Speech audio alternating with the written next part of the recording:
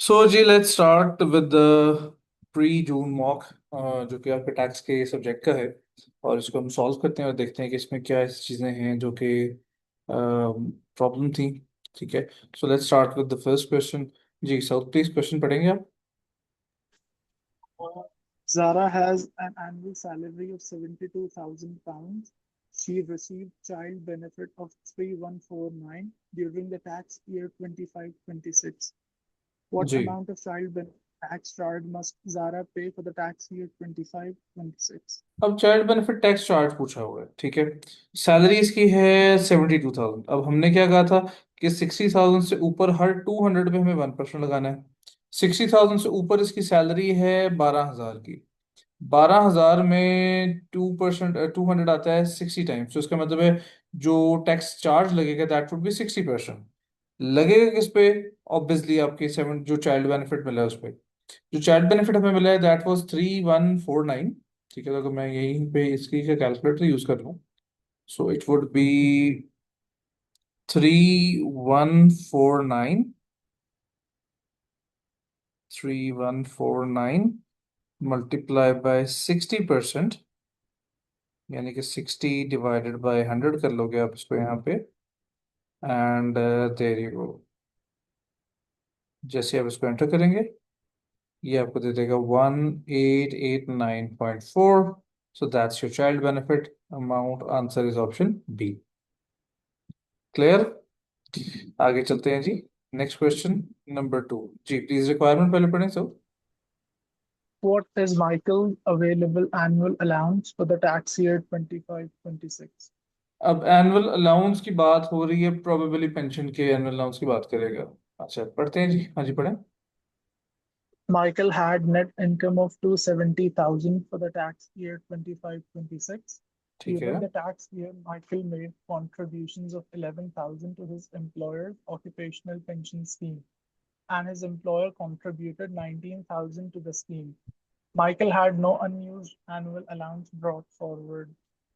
Annual allowance brought forward नहीं है, सिर्फ इस साल का अलाउंस उसके पास है, तो करंट ईयर का अलाउंस है वो बनता है 60,000 का। ठीक है। अब हमने क्या कहा था कि जैसे ही हमारी इनकम 260 से ऊपर जाएगी, एडजस्टेड इनकम, तो वहां पे हमारा जो एनुअल अलाउंस है that will start to reduce. ठीक। अब इसकी जो एडजस्टेड इनकम है वो हम कैसे निकालेंगे? नेट इनकम इसकी है 270,000।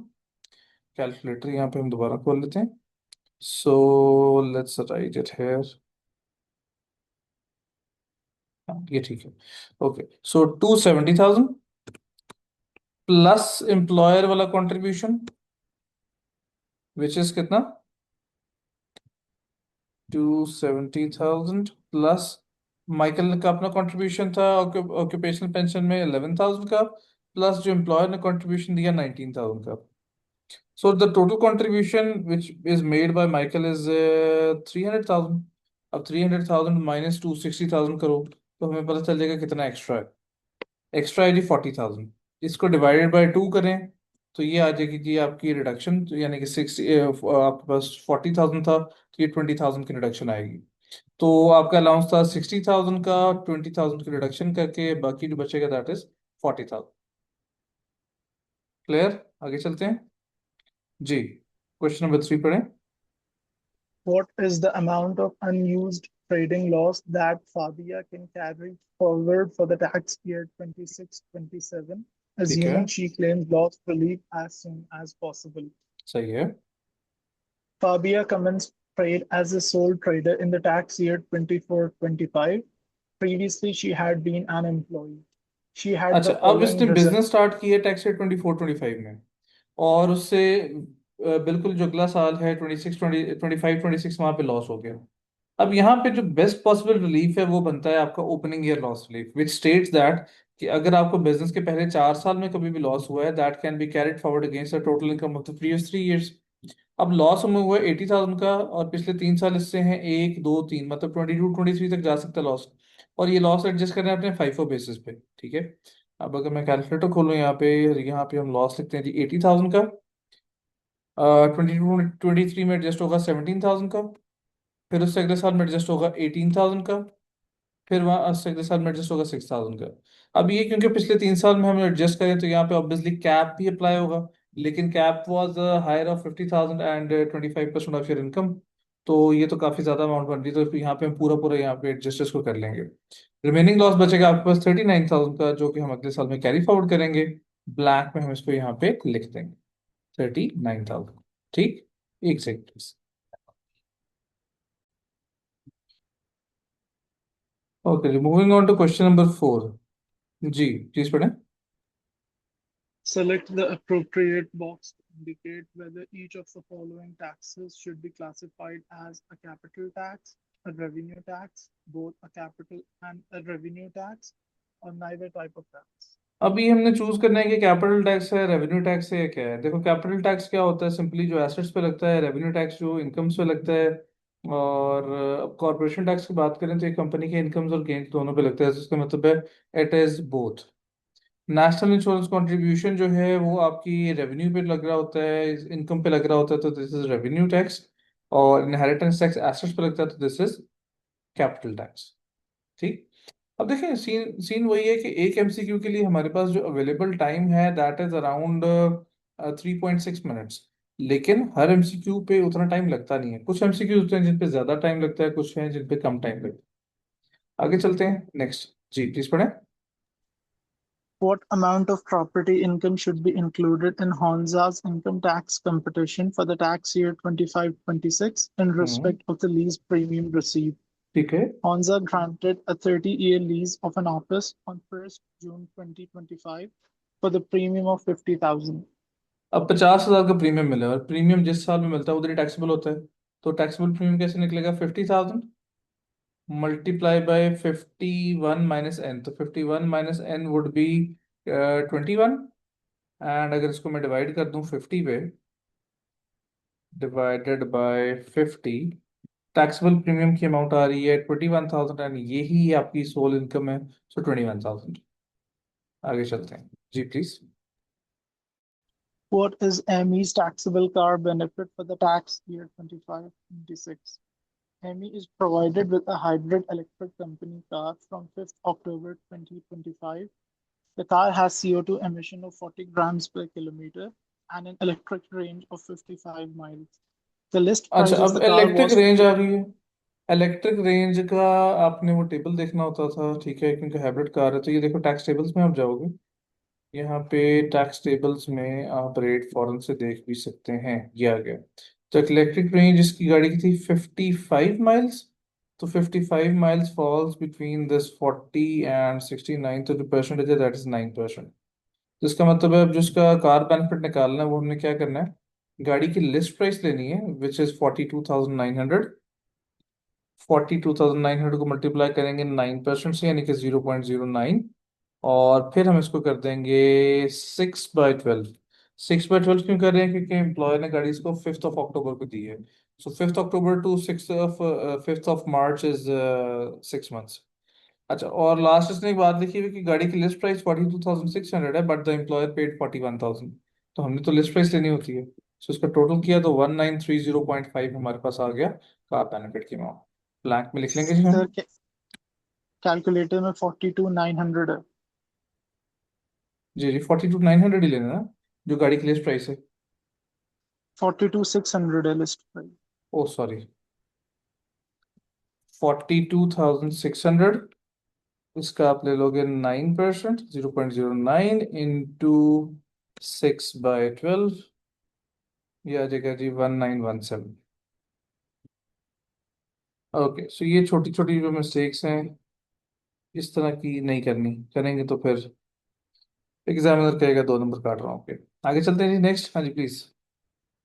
What is Jude's earning for class 1 NIC purpose for tax 20 for the tax year 25-26? अच्छा, अब यहाँ For पे the ना एक tax छोटी year सी चीज है, गौर से जो आपकी पढ़ने वाली है। उसने एनआईसी क्लास 1 नहीं पूछा, उसने क्लास 1 एनआईसी के लिए अर्निंग्स पूछी हैं। ठीक है। मोस्टली हमें आदत होती है निकालने की एनआईसी, तो हम फौरन से एनआईसी कैलकुलेट करना शुरू कर देते हैं, जबकि उसने मांगा तो सिर्फ अर्निंग्स की वैल्यू है। पढ़े जी। for the tax year 25-26, Jude had a gross annual salary of 55,000 बस ये and आएंगी taxable अर्निंग्स में। आगे जो बेनिफिट है वो बेनिफिट्स पे तो क्लास 1 आता नहीं है, ठीक है। उसके बाद वो कहता है उसके एम्प्लॉयर ने जो पे किया है पेंशन कंट्रीब्यूशन, वो भी यहाँ पे नहीं आता, वो बेनिफिट्स में जाता है। और जून ने जो खुद पे किया वो भी यहाँ पे नहीं आएगा, तो इसका मतलब है जो इसकी अर्निंग्स कंसिडर होंगी विच दैट इज कितना 55,000। Option C is the right answer. आगे चलते हैं नेक्स्ट क्वेश्चन नंबर 8 पे। हाँ जी please. What is the total amount of Zainab's savings and dividend income for the tax year 25-26 that is covered by the available nil rate band or taxed at 0%? अब वो कह रहे हैं saving income और dividend income कितनी है जो कि 0% पर टैक्स होगी। ठीक है। अब सेविंग इनकम का निल रेट बैंड हमारे पास एक 1,000 का था, एक 500 का था। और डिविडेंड्स का निल रेट बैंड कितना था जी? डिविडेंड्स का कितना था निल रेट बैंड? 500 का। ठीक है। और इसके अलावा अगर हमारे पास नॉन सेविंग इनकम अवेलेबल ना हो या 5,000 से कम हो, तो पहले 5,000 तक की सेविंग इनकम पे टैक्स लगता था 0%। ठीक है, जिसको हम स्टार्टिंग रेट कहते होते थे। अब क्वेश्चन पढ़ते हैं जी, क्या कहते हैं देखें। In her income tax computation for the tax year 25-26, Zainab has a taxable non-savings income of 3,500 after deducting her personal allowance. अच्छा, अब ये Savings देखो, income of 60. 5,000 की लिमिट में से 3,500 तो नॉन सेविंग ने यूज कर लिया। इसका मतलब 1,500 की लिमिट अवेलेबल है उस 5,000 में से जिसपे टैक्स 0% पे लगा सकते हैं। अच्छा आगे जी। Savings income of 6,600 hmm. and dividend income of £1,000. अच्छा, अब उसने पूछा कितने इनकम पे जीरो लगेगा, तो पहले तो 1,500 पे जीरो लगेगा सेविंग इनकम के। उसके बाद सेविंग इनकम के अगले 1,000 पे भी जीरो लगेगा क्योंकि वो निलरेट बैंड मिल जाएगा। तो 1,500 प्लस 1,000 इज 2,500। और डिविडेंड का 500 का निलरेट बैंड है, तो 500 और ऐड करने तो कितना हो गया जी? 3,000। सो 3,000 एंड दैट्स योर आंसर। आगे चलते हैं जी क्वेश्चन नंबर 9 पे। पढ़ें please. For each of the following statements regarding inheritance tax exemptions, select whether it is true or false. हाँ जी। Mavis gives a cash gift of 400 to her friend. The first 250 is exempt due to the small gifts exemption. हाँ जी, true false?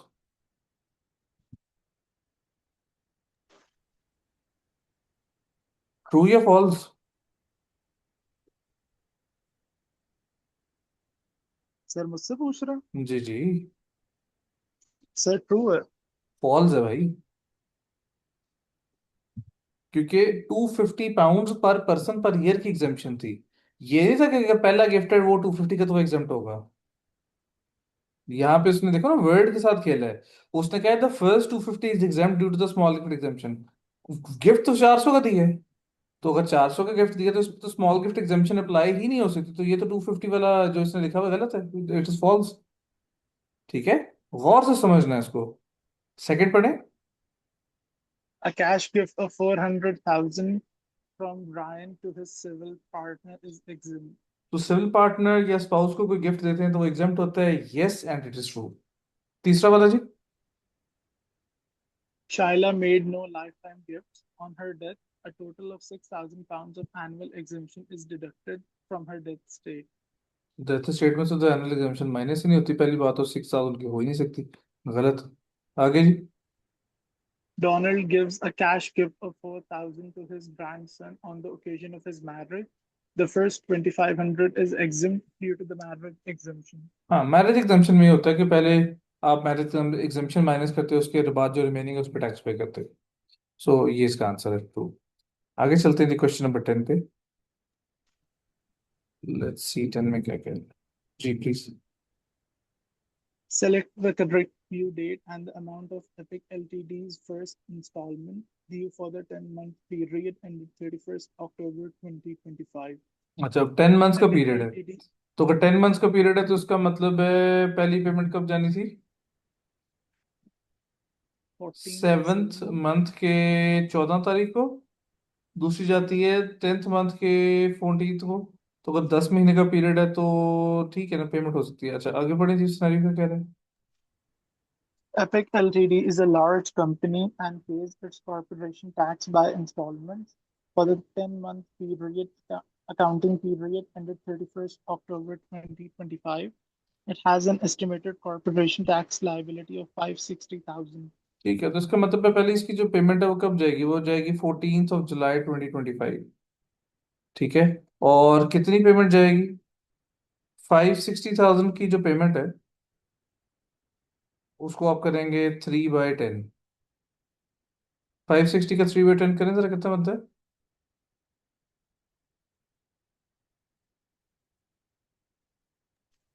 168,000. तो 168,000, that's it. तो ये जो हमने पढ़ा था कि अगर अकाउंटिंग पीरियड 12 महीने से कम है तो वो क्या है, तो उसको प्लीज जरा गौर से एक दफा दोबारा रिकैप करना है। नंबर 11 पे आते हैं, हाँ जी पढ़े। What is the amount of Lime's first payment on account under self-assessment for the tax year 25-26? Lime has been a sole trader and part-time employee for many years. He had the following tax liabilities for the tax year 24-25. अच्छा, payment on account जो जाती है वो क्या होता था? वो हमने कहा था रेलेवेंट अमाउंट का 50% है। And relevant amount was income tax liability plus class 4 NAC minus deduction at source. तो इनकम टैक्स लाइबिलिटी माइनस ये जो इसने किया हुआ है पे, ये तो 12,300 खुद से इसने दे दिया।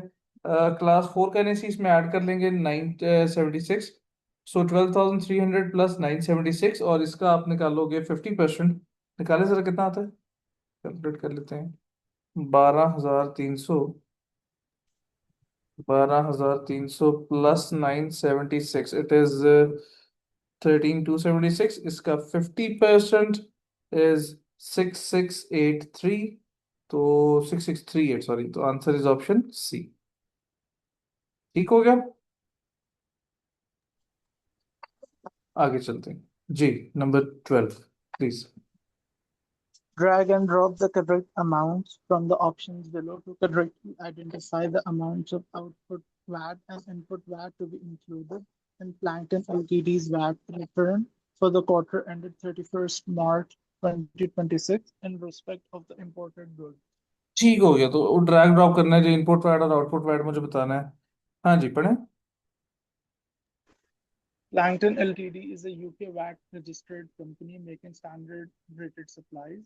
During the quarter ended 31st March 2026, Plankton Ltd paid 36,000 exclusive of VAT to an overseas supplier for the standard rated goods which it imported to the UK.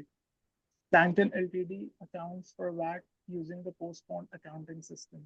अब इसने क्या किया है, इसने एक ओवरसीज सप्लायर से चीजें खरीदी हैं 36,000 की एक्सक्लूसिव वैट। तो इसका वैट निकालने के लिए क्या करोगे आप, 20/100 करोगे तो 36,000 का 20% वुड बी 7,200। अब 7,200 इसका आउटपुट वैट और इनपुट वैट दोनों है। क्योंकि हमने कहा था जब ओवरसीज से चीजें खरीदते हैं तो हमने क्या कहा था कि रिवर्स चार्ज प्रोसीजर अप्लाई होता है, ठीक है। तो ये 7,200 को आप ड्रैग करके इधर आउटपुट वैट में ड्रॉप करोगे और इनपुट वैट में ड्रॉप कर दोगे। ठीक, आगे चलते हैं जी क्वेश्चन नंबर 13 पे। जी please. Check the relevant box to identify whether Sarah and Benji satisfy the test to be automatically non-UK resident for the tax year 25-26. ठीक है। Sarah was UK resident for 10 years until the tax year 23-24, but was not a UK resident for the tax year 24-25. During the tax year 25-26, she was mainly traveling overseas and spent 42 days in the UK. 42 days Benji इसने was UK में गुजारे हैं, तो इसका मतलब ये automatically non resident तो नहीं हो रही, तो ये तो ऑटोमेटिक नॉन रेजिडेंट का टेस्ट पास नहीं करती। अच्छा आगे जी, Benji. Benji was a UK resident for the tax year 24-25. During the tax year 25-26, he worked full-time overseas and spent 57 days visiting his family in the UK. तो अगर कोई full time काम overseas कर रहा है तो उसको हम फिर नॉन रेजिडेंट कंसिडर कर लेते हैं, तो ये टेस्ट पास कर रहा है, तो इसका आंसर इज यस। आगे चलते हैं next, number 14। What is Lena's income tax liability for the tax year 25-26 after making the math?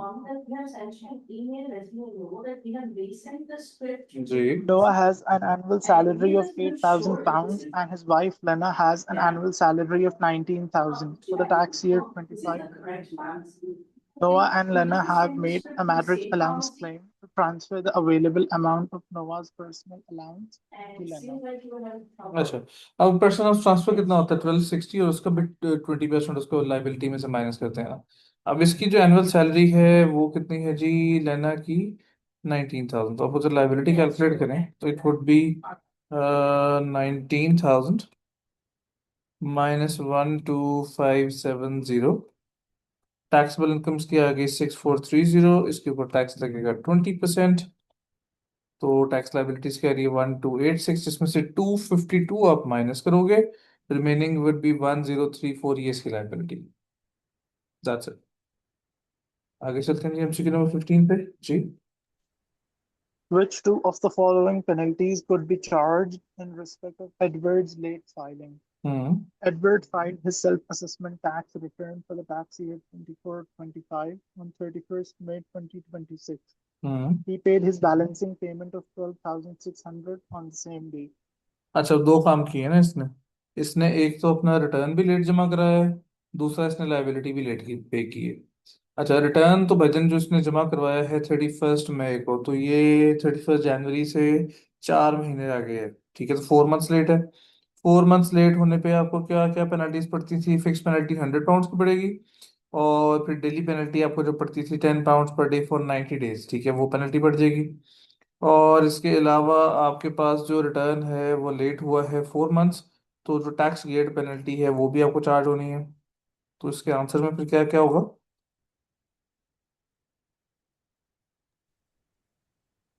हाँ जी साउथ, इसके आंसर में क्या क्या होगा? से एक तो फिक्स पेनल्टी होगी 100 पाउंड्स की, ठीक है। और डेली पेनल्टीज होंगी 900 पाउंड्स की, तो 900 पाउंड, ओके, उसके बाद?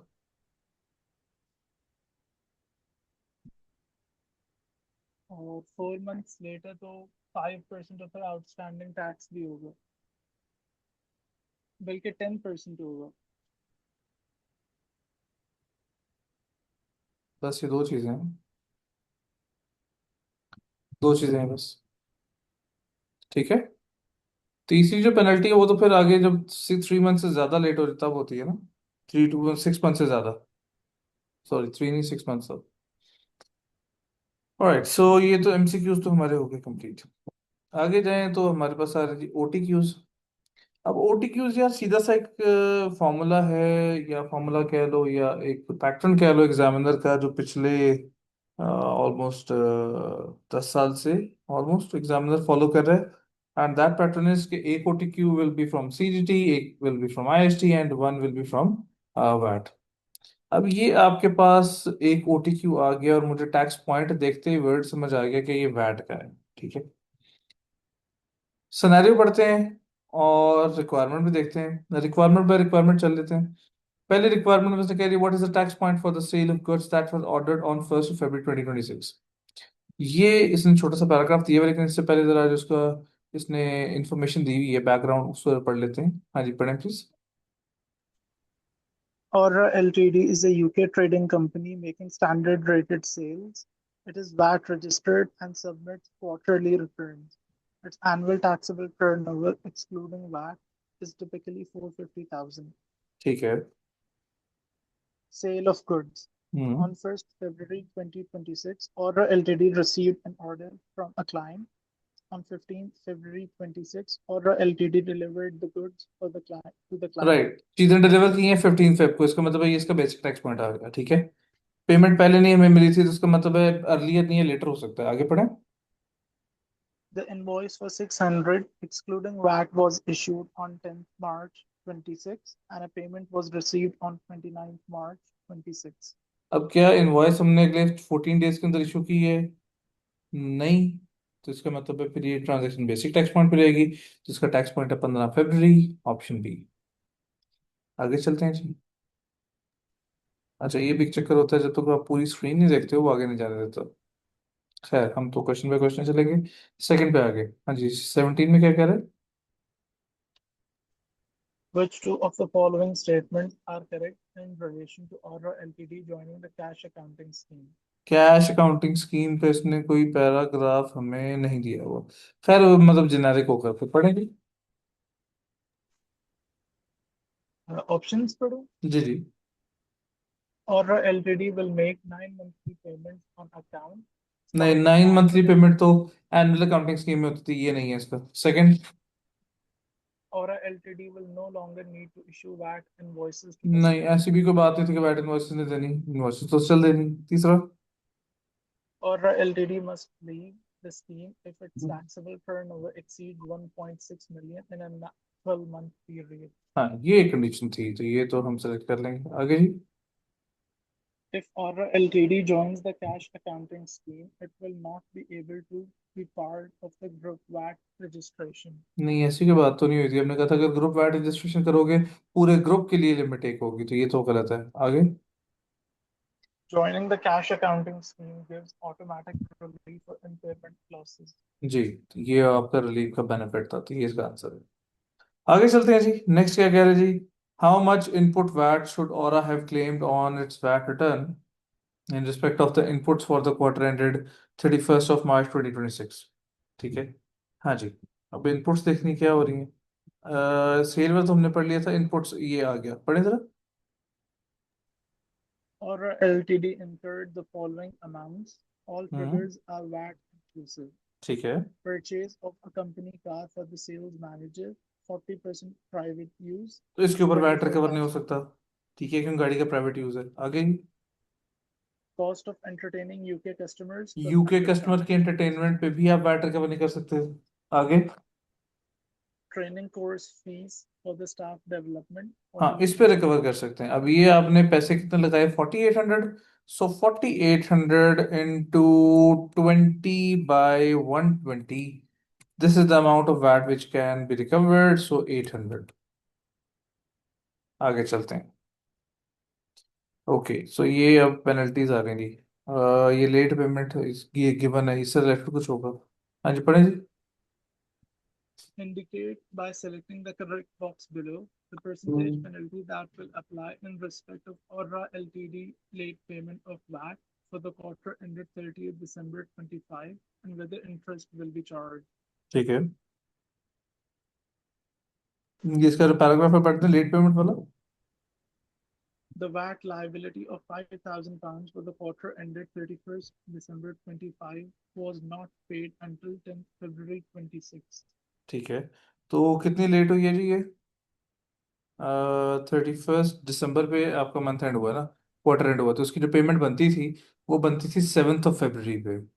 1 मंथ एंड 7 डेज होते हैं ना, तो ये आपने पे की है जी 10 फरवरी को, तो मतलब 2-3 दिन लेट हुए हैं। ठीक है, तो अगर 2-3 दिन लेट हुआ है तो it is less than 15 days, तो उस पर कोई पेनल्टी नहीं थी, सो इट्स 0%। और इंटरेस्ट चार्ज होगा, यस। आगे लास्ट में क्या कह रहा है, लास्ट इसका OTU का लास्ट पार्ट है, कहता है which of select which companies would be eligible to be part of the group VAT registration with Ora limited. लें जी, अब ये नीचे ग्रुप वाली अंग्रेजी पढ़ते हैं जी, सब भी पढ़ें जरा। Aura Ltd owns the following shareholdings: 100% of Blue Ltd, a UK company making taxable supplies; तो ये तो 90% ग्रुप का of पार्ट Green, है। ठीक है, आगे जी। 90% of the Green Incorporation, an overseas company making taxable supplies ये भी through a ग्रुप का UK पार्ट है। shop;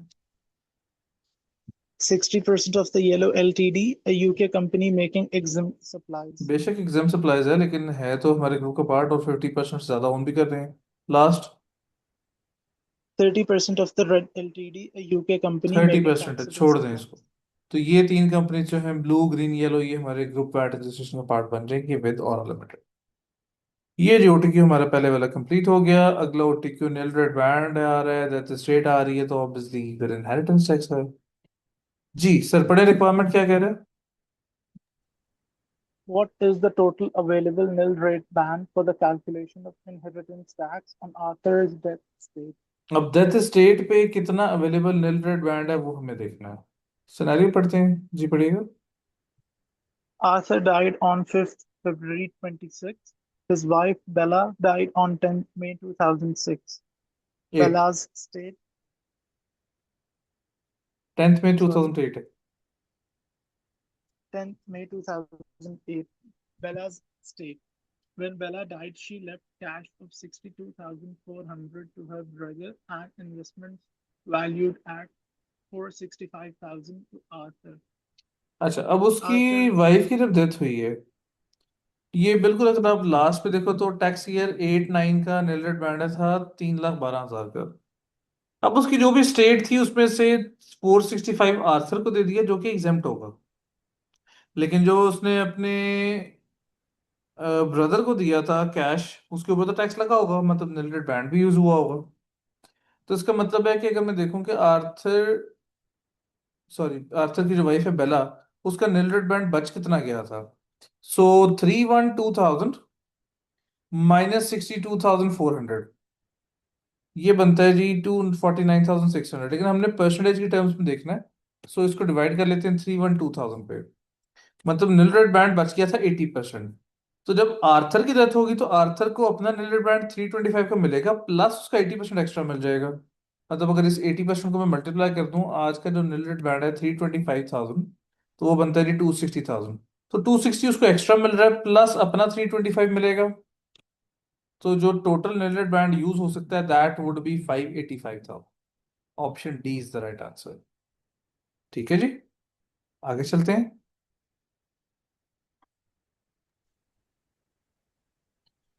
ओके जी, पढ़े sir. What is the total amount of President's Mill rate band that can be used for the calculation of inheritance tax on Arthur's death estate? अच्छा, जो residential वाला नील red band है वो depend करता है कि आपने डेथ स्टेट में जो रेजिडेंशियल प्रॉपर्टी है वो अपने डायरेक्ट डिसेंडेंट्स को दी है कि नहीं। इसका जरा आर्थर आर्थर के स्टेट वाला सिनेरियो पढ़ें। At the time of his death, Arthur's estate included a main residence valued at 430,000. This property was subject to an outstanding repayment mortgage of 20,000. Under the terms of his will, the main residence was left to his daughter. बस ये बात यहाँ तक पूरी हो गई। अब जो प्रॉपर्टी है इसकी वैल्यू कितनी है जी, 430 -20, सो दैट्स 410,000। अब इसको निल रेड बैंड जो मिलेगा रेजिडेंशियल 175,000 इसका अपना है, और 175,000 इसकी वाइफ का है जो पहले ऑब्वियसली डिसीज्ड है। तो 175 प्लस 175 इज 350,000। अच्छा, अब निल रेड बैंड 3,50,000 इसको मिलेगा। लेट्स सपोज यहाँ पे वो कहता कि ये जो प्रॉपर्टी है इसकी वैल्यू 3 लाख है, तो फिर जो निल रेड बैंड मिल रहा होता है वो 3 लाख का मिलता है। अब ये याद रखिएगा कि जैसे पर्सनल अलाउंस वाला सीन होता है कि पर्सनल अलाउंस ये एनुअल एग्जाम्पशन आपके नेगेटिव में कन्वर्ट नहीं कर सकता, तो ये भी नहीं कर सकता। ठीक है, सो यहाँ पे जो निल रेड बैंड अवेलेबल होगा that is going to be 350,000। आगे चलते हैं जी, प्लीज पढ़ें। For each of the following liabilities and costs, select whether it is deductible or not deductible from the author's death estate for inheritance tax purposes. State में से हम ये minus कर सकते हैं कि नहीं कर सकते। फ्यूनरल एक्सपेंसेस, यस डिडक्टेबल है। Executor fee, no. Income tax, yes. 500 owed to a friend through a verbal agreement, no. Generic सी चीजें थी। ये अब थोड़ा कैलकुलेटिव पार्ट्स का आगे जो सिनेरियो बेस्ड है। क्या कहते हैं, पढ़े। What is the additional inheritance tax payable on the chargeable lifetime transfer made to the trust on 1st June 2021 as a result of Arthur's death? तो जो 1 जून 2021 को ट्रस्ट को गिफ्ट दिया था, डेथ के केस में उसके ऊपर कितना टैक्स पे करना पड़ेगा। ठीक है, अच्छा जी, ये अब आगे जरा कहानी पढ़ ही लें, गिफ्ट वाली जो है। फ्यूनरल एक्सपेंसेस से छोड़ा था, यहीं से पढ़ लें जरा। Funeral expenses of £5,000 were incurred and executor's fee amounted to 250. In addition, Arthur had an outstanding income tax liability of 800 and owed 500 to a friend through a verbal agreement. Lifetime gifts. Arthur made the following gifts during his lifetime. On 1st June 21, Arthur made a आपकी gift आवाज बहुत of दूर चली जाती है। a better. बिल्कुल ठीक है। Arthur made the following gifts during his lifetime. On 1st June 2021, Arthur made a gift to a discretionary trust. The gross chargeable amount was 444,000, and the trustee paid the lifetime inheritance tax of 23,800 arising from this gift. Arthur had made no other gifts prior to this date. Okay, On 1st तो इससे August, पहले कोई gift अगर नहीं दिया था उसका मतलब इस पे पूरा नील रेड बैंड मिल जाएगा ना डेथ के केस में भी। So if we do the calculation, तो 4,4,4,000 इसकी है gross chargeable amount, so that's carry forward gross chargeable amount. Minus करेंगे नील रेड बैंड 3,25,000 का, रिमेनिंग आपके पास जो टैक्सेबल अमाउंट है इट इज 119,000। डेथ के केस में टैक्स का रेट है 40%, उसकी जो टैक्स लाइबिलिटी आती है वो आती है 47,600। अब ये गिफ्ट दिया था इसने 1 जून 2021 को, और आर्थर की डेथ कब हो रही थी? 5 फरवरी 2026।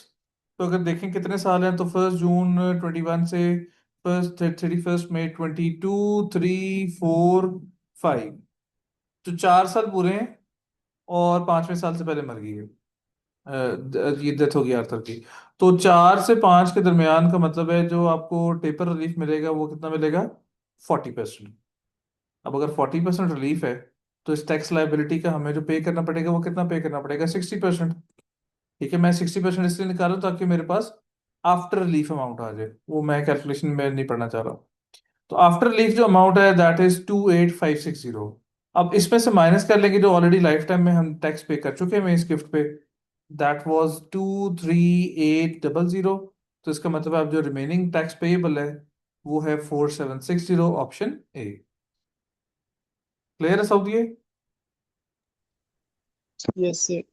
चलो नेक्स्ट चलते हैं जी, क्वेश्चन नंबर 25 इस ओटीक्यू का आखिरी सवाल। हाँ जी, पढ़ें जी। In relation to the cash gift of 15,000 made to Arthur's son on 1st August 25, what is the total amount that will be covered by lifetime inheritance tax exemptions? अब कितना गिफ्ट है जो कि एग्जाम्पशंस में आ जाएगा? अच्छा, लास्ट वो क्या कह रहा था, गिफ्ट क्या हुआ था 15 अगस्त पर, 1 अगस्त पर?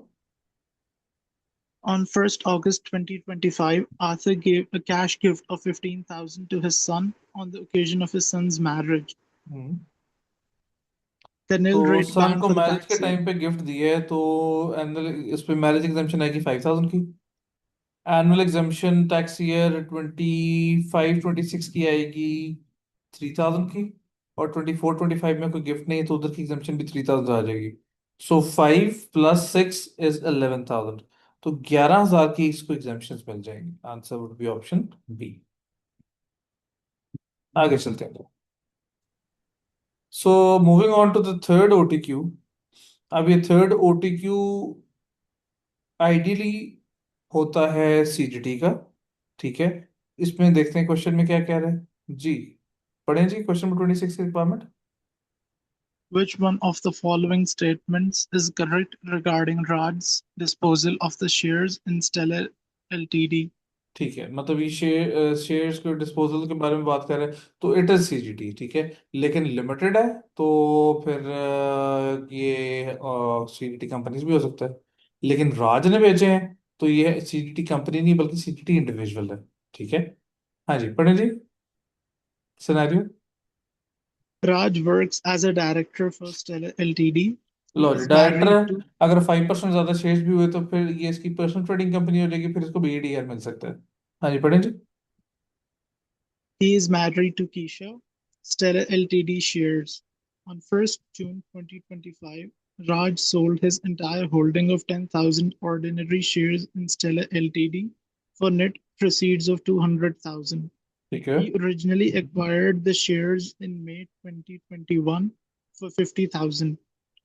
The shares represent an 18% holding, and Raj has been a director of the company since the acquisition. सो ये 5% ज्यादा शेयर्स ओन कर रहा है, डायरेक्टर भी है कंपनी का यानी एम्प्लॉय है, एंड शेयर्स उसके पास 2 साल से ज्यादा भी रहे हैं, तो बीएडीआर मिल जाएगा। और अगर बीएडीआर मिलेगा तो टैक्स रेट कम हो जाएगा। ऑप्शंस पढ़े तरह क्या कह रहे हैं? The disposal will qualify for investors' relief as नहीं, Raj held the investor relief shares नहीं क्योंकि बीएडीआर मिलना है। Second ji. as Raj held at least 10% of the shares for at least 12 months. This नहीं, five was percent a share से qualify 10% वाली condition गलत है। तीसरा जी। business business asset disposal relief will only be available if Stellar Ltd is a trading company. Yes, तो ये तीसरा इसका ऑप्शन है, ये ठीक है। और लास्ट में पढ़ लें। For the purpose of business asset disposal relief, it is irrelevant whether Raj was an employee of Stellar Ltd. ये गलत कह रहे हैं। आगे चलते हैं जी। हाँ जी, नंबर 27 पढ़े जी, क्या हो रहा है? Select the correct due dates for the payment of capital gains tax for the tax year 25-26 and for making a claim for business asset disposal relief for a disposal in a tax year 25-26. हाँ जी, तो अगर disposal आपने किया 25-26 में, तो उसकी जो tax payment है वो कब जानी है? 31 जनवरी 2027। और BADR का जो क्लेम है वो 2 साल के अंदर आप कर सकते हैं। So that was going to be, sorry, 12 months after the end of the tax year. So that is going to be 31 January 2028। अभी जो क्लेम की डेट्स हैं इनको प्लीज याद करना है, ताकि आप लोगों को इनको कंफ्यूजन ना आए। अच्छा, सेकंड में क्या कर रहे थे? What is the amount of principal private residence relief available for Raj disposal of flat C? तो फ्लैट आ गया जी। हाँ जी, पढ़े जी, फ्लैट के बारे में क्या कहते हैं? Raj sold a property, flat Z, on 31st March 2026 for net proceeds of 350,000. He purchased it on 1st April 2016 for 150,000. Raj occupied flat Z as his main residence from the date of acquisition until 31st March 2018. Thereafter, he rented it out until the date of sale. तो इसका मतलब है या तो actual occupation है या फिर property empty है। तो एम्प्टी वाले में हम सिर्फ ये कहते हैं कि जो ओनरशिप के आखिरी 9 मंथ्स हैं वो हम एज्यूम करेंगे प्रॉपर्टी ऑक्यूपाइड है। प्रॉपर्टी इसने परचेज की है 1 अप्रैल 2016 को, और 31 मार्च 2018 तक ये प्रॉपर्टी में रहा। तो दैट्स कंप्लीट 2 इयर्स। तो 2 साल 9 महीने प्रॉपर्टी इसके पास रही है। अब 9 मंथ्स को अगर आप मंथ्स ईयर में कन्वर्ट करोगे तो वो बनते हैं 0.75 मंथ्स। ठीक है। सो 2.75 मंथ्स प्रॉपर्टी ऑक्यूपाइड है। टोटल जो ओनरशिप पीरियड था 1 अप्रैल 2016 से 31 मार्च 2026 तक, तो ये गिने तो ये बनेगा 31 मार्च 17, 18, 19, 20, 21, 22, 23, 24, 25 तो ये बनते हैं एग्जैक्टली 10 ईयर्स। तो out of this 10 years 2.75 years जो है आपको ऑक्यूपाइड कंसिडर करना है, उस पर रिलीफ मिलेगा। सो कैसे कैलकुलेट करना है जी? प्रोसीड्स हैं जी इसकी 350,000 की, माइनस कर लेंगे इसकी कॉस्ट विच वाज 150,000। गेन आता है जी आपके पास 200,000 का। सो 200,000 इंटू 2.75 डिवाइडेड बाय 10, ये आता है जी आपको 55,000 का रिलीफ।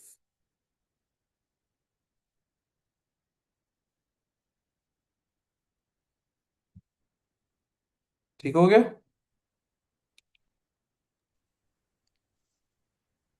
आगे चलते हैं जी। हाँ जी, क्या कह रहे हैं जी? What is the chargeable gain after roll over relief on the disposal of the painting? Painting के बारे में क्या कहानी बता रहा है, पढ़े जी। A painting purchased by Raj in July 2012 for 30,000 was destroyed in a fire on 1st November 2025. Hmm. Raj received insurance proceeds of 80,000 on 1st December 2025. He acquired a replacement painting for 65,000 on 15th January 2026 and made a claim to roll over the gain on the receipt of the insurance proceeds. Okay, so पुरानी painting आपने बेची 80,000 की, नई आपने खरीदी 65 की। मतलब 15,000 आपने री इन्वेस्ट नहीं किया है।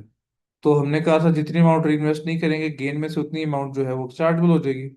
सो पुरानी जो पेंटिंग है उसकी प्रोसीड्स होगी 80,000, 30,000 कॉस्ट थी, 50,000 का गेन है। 50,000 में से 15,000 आपका रोल ओवर नहीं होगा, यानी कि ये चार्जेबल हो जाएगा। ठीक है, आगे चलते हैं जी। लास्ट हमारा इस OTQ का सवाल, जी पढ़ें। How much capital gains tax will be saved by the couple if Raj transfers 50% ownership of the antique to Kesha before selling it in a tax year 26-27? ठीक है, सिनेरियो पढ़ें जी लास्ट वाला। In the tax year 26-27, Raj will have a taxable income of 70,000 and Keisha will have a taxable income of 10,000. Raj plans to sell an antique statue that cost 13,000 for 59,000.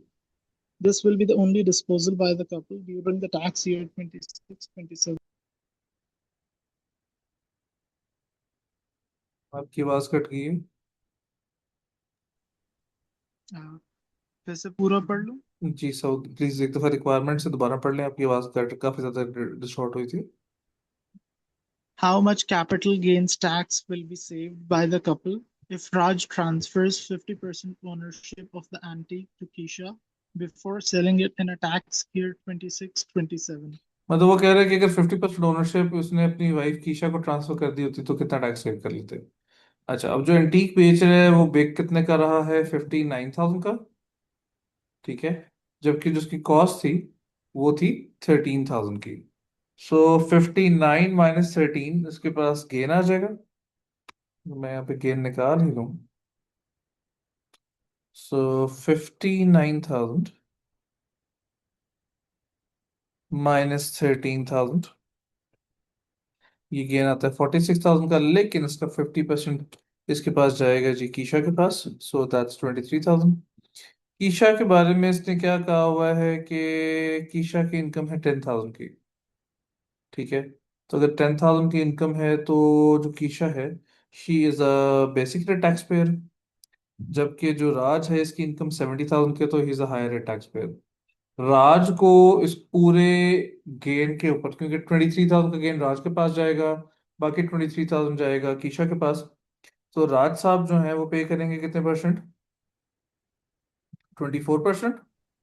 ठीक है, जबकि कीशा का क्या scene होगा कि कीशा पहले जो 3,000 है उसको वो भी मिल जाएगा, एनुअल एग्जाम्पशन भी।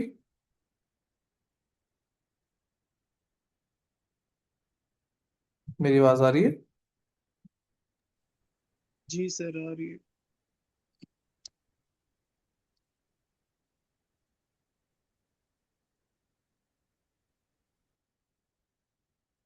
हेलो।